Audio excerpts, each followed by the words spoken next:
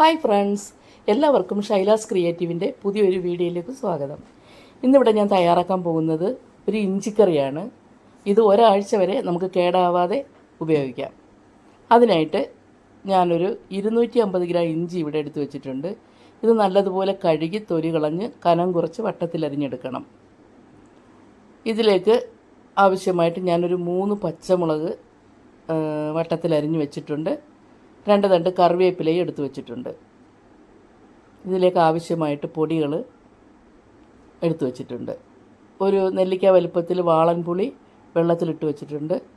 പൊടി items 1/4 spoon മഞ്ഞൾപ്പൊടി, 1 spoon Kashmiri മുളക് പൊടി, 1/4 സ്പൂൺ ഉലുവാപ്പൊടി, 1/2 സ്പൂൺ കായപ്പൊടി, ഇത്രയാണ് എടുത്ത് വെച്ചേക്കുന്നത്.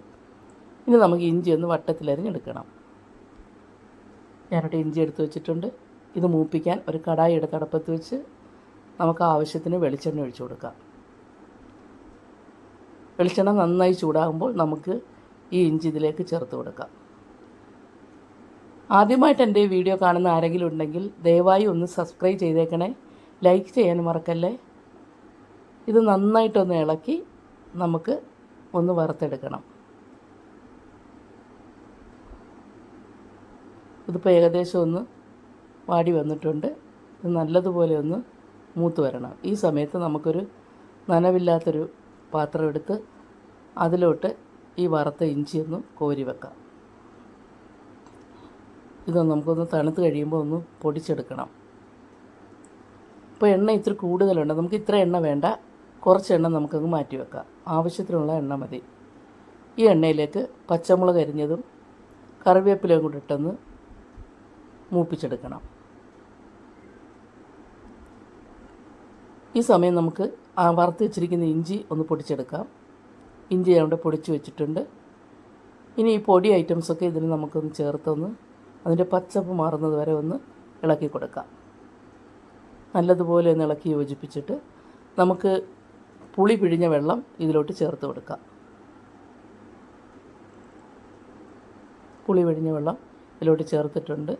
ഇനി നമുക്ക് പൊടിച്ച് വെച്ചിരിക്കുന്ന ഇഞ്ചി ഇതിലോട്ട് ആഡ് ചെയ്ത് കൊടുക്കാം. ഇഞ്ചി ഞാൻ ചേർത്തിട്ടുണ്ട്. എന്നിട്ട് ആ ജാറിൽ തന്നെ കുറച്ച് വെള്ളം എടുത്ത് നമുക്ക് ഇതിലോട്ട് ചേർത്ത് കൊടുക്കാം.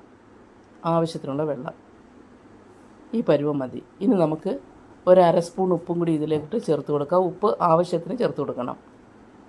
ഇനി ഇതൊന്ന് മൂടി വെച്ച് ഒന്ന് തിളപ്പിച്ചെടുക്കാം.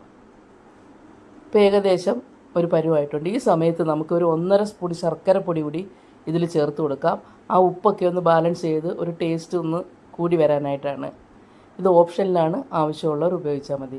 നല്ലതുപോലെ ഇളക്കി ഒന്നും കൂടി തിളപ്പിച്ചൊന്ന് കുറുകി വരുന്ന പരുവാകുമ്പോൾ നമുക്ക് സ്റ്റൗ ഓഫ് ചെയ്യാം. ഈ കറി എടുക്കുമ്പോൾ നനവില്ലാത്ത സ്പൂൺ വേണം നമ്മൾ ഉപയോഗിക്കാൻ. ഇത് ഫ്രിഡ്ജിൽ വെക്കേണ്ട ആവശ്യമില്ല.